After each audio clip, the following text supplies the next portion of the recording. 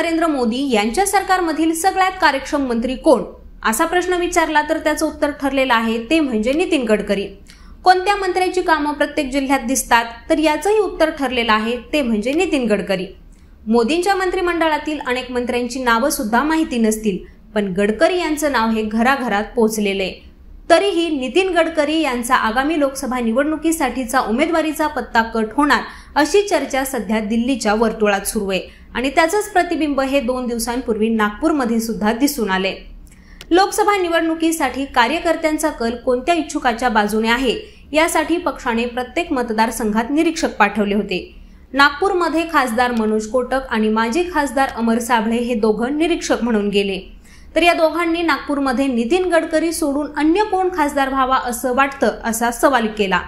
तर हा प्रश्न विचारल्याने साहजिकच कार्यकर्त्यांमध्ये संभ्रम निर्माण झाला।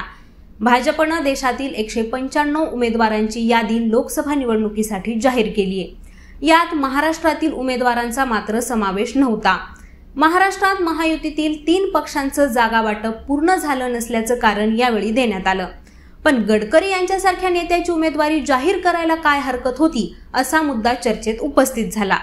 त्यामुळेच गडकरींचं तिकीट कापलं जाणार या चर्चेला आणखी हवा मिळाली। तर गडकरी यांना उमेदवारी नको असं मोदी आणि शहा यांना का वाटतं याचाच लेट्सअप मराठीने घेतलेला हा आढावा। त्यासाठी मोदी आणि गडकरी यांच्यातील संवाद आणि विसंवादाची काही कारणं पाहूयात। यातील सगळ्यात पहिलं कारण आहे ते म्हणजे गडकरी हे मोदींना आव्हान देणारे वाटतात।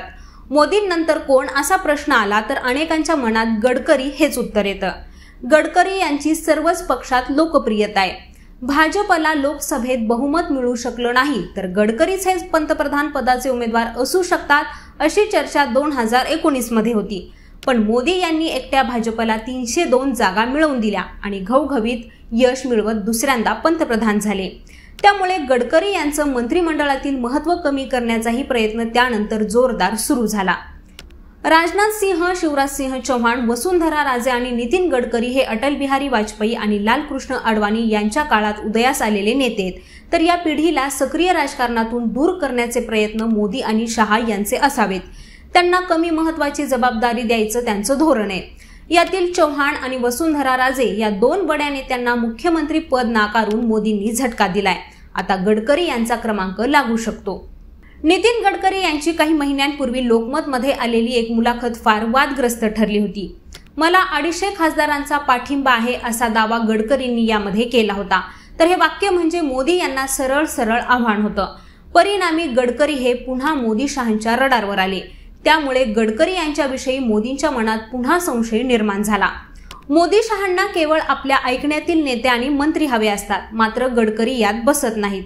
त्यामुळे गडकरींविषयी या जोडीला फारशी सहानुभूती नाहीये। 2019 नंतर गडकरी यांच्याकडील खाती सुद्धा काढून घेण्यात आली।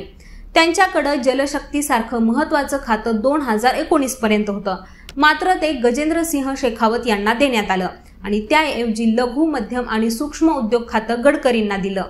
त्यामध्येही गडकरींनी जोरदार काम केलं, मात्र अचानक त्यांच्याकडील हे खातं काढून घेत नारायण राणे यांना दिलं।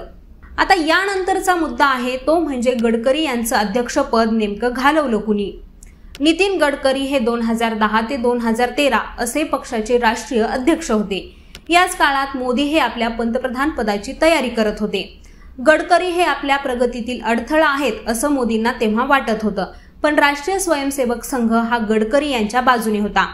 पक्षाच्या अध्यक्षपदावर फक्त 3 वर्ष त्यांना काम करता आलं, मात्र गडकरी यांच्यासाठी हा नियम बदलण्यात आला आणि दुसऱ्यांदा अध्यक्ष होण्याचा मार्ग त्यांचा खुला झाला।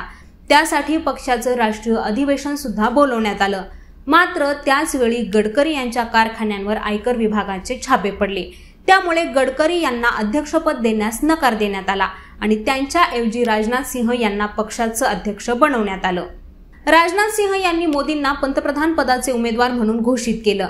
त्यानंतर मोदी आणि गडकरी यांच्यातील संघर्षाची खरी बीज याच प्रमुख घटनेत मिळतात। गडकरी हे तेव्हा भाजपचे अध्यक्ष असते तर मोदी हे पंतप्रधान पदाचे उमेदवार ठरले नसते असं आजही बोललं जातं। मात्र गडकरी यांच्या कारखान्यांवर छापे टाकण्याचं षडयंत्र कुणाचं होतं याचीही चर्चा ल्युटन्स दिल्लीमध्ये सुरू असते। याशिवाय नितीन गडकरी आणि देवेंद्र फडणवीस या दोन्ही नागपुरातील नेत्यांमध्ये सुप्त संघर्ष आहे। हा संघर्ष कधी पडद्यावर आला नाही किंवा त्याची तशी चर्चाही होत नाही। देवेंद्र फडणवीस यांना 2014 मध्ये राज्याचं मुख्यमंत्री बनवण्याचा निर्णय नरेंद्र मोदी यांनी घेतला।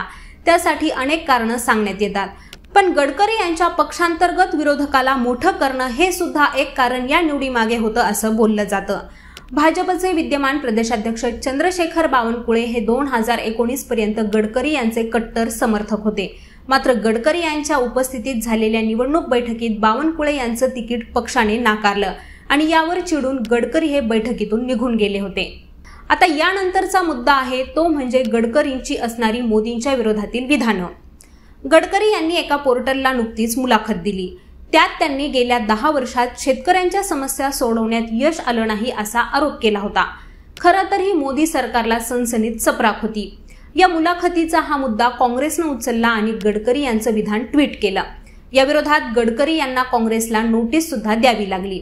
आपल्या मुलाखतीतील काही अंश मोडून तोडून दाखवण्यात आल्याचा दावा यावेळी गडकरींनी केला, पण मोदी सरकारच्या विरोधात खुद्द गडकरींनीच काँग्रेसला हत्यार दिल्याचा संशय मोदी शहांना आल्यास नवल नाहीये।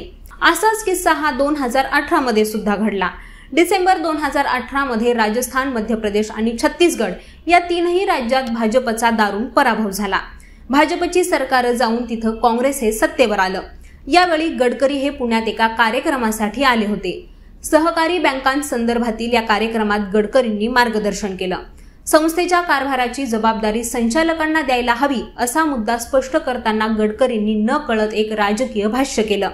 पराभवाची जबाबदारी नेतृत्वाने स्वीकारायला हवी असं ते विधान होतं। ते विधान 3 राज्यातील निवडणुकीतील पराभवाच्या अनुषंगाने असल्याचं माध्यमांनी त्यावेळेस दाखवलं आणि त्यावरही गडकरींना तातडीनं सावरासावर करावी लागली। गडकरी यांनी वर्षभरापूर्वी दिलेल्या एका मुलाखतीत आपल्याला राजकारणातून निवृत्त व्हायचे असं विधान केलं होतं आणि या विधानाचा अर्थ त्यांना 2024 मध्ये उमेदवारी मिळणार नाही असा घेतला गेला। पण हे विधान नंतर गडकरी यांनी फेटाळलं आणि आपला निवृत्तीचा विचार नसल्याचं स्पष्ट केलं। एकंदरीत हा सगळा आढावा लक्षात घेता नितीन गडकरी यांना पुन्हा एकदा 2024च्या लोकसभेची उमेदवारी मिळणार की नाही याबद्दल तुमचं काय मत आहे ते आम्हाला कमेंट करून नक्की सांगा। तसंच यासारख्याच राजकीय विश्लेषणांबद्दल जाणून घेण्यासाठी लेट्स अप मराठीला सर्वच सोशल मीडिया हँडलवरती फॉलो करायला विसरू नका आणि पाहत रहा लेट्स अप मराठी।